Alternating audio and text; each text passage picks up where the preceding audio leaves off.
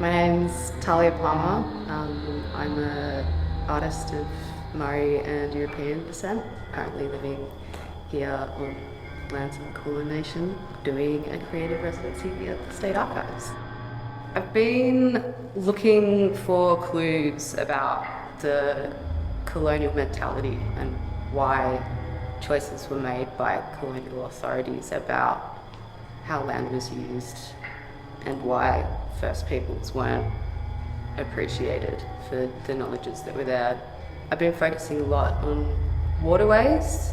I think just because I'm naturally drawn to thinking about water, because water connects everything and is like the main sort of life force. And we do have some new issues in this region of the continent more broadly. So I've been looking a lot at dams and reservoirs, looking at ecological impacts of those constructions.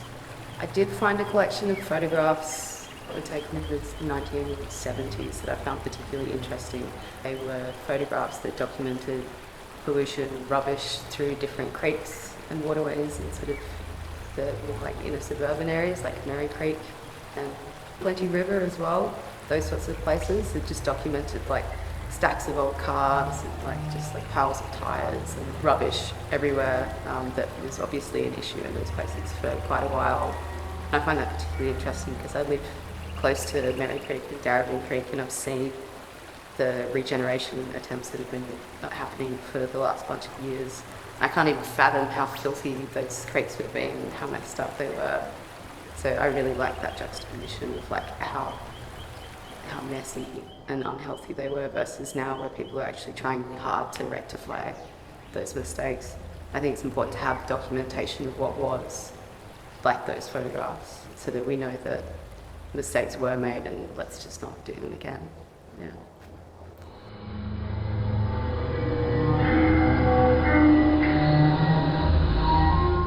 I've worked with audiovisual pretty consistently for the last 5 years or so.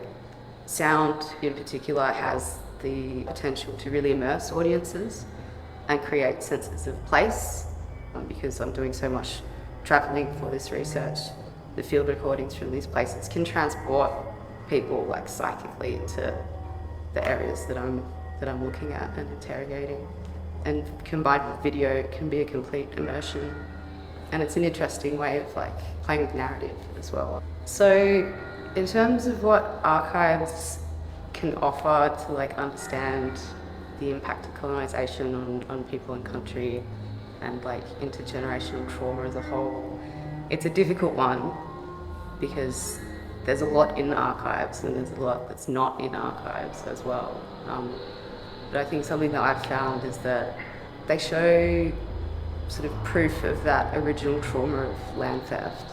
You have to have a sort of base understanding already when you're looking at the archives about the socio-ecological disruption that colonisation had here. But I'm still figuring this out. That's what this research is all about, trying to like put a puzzle together.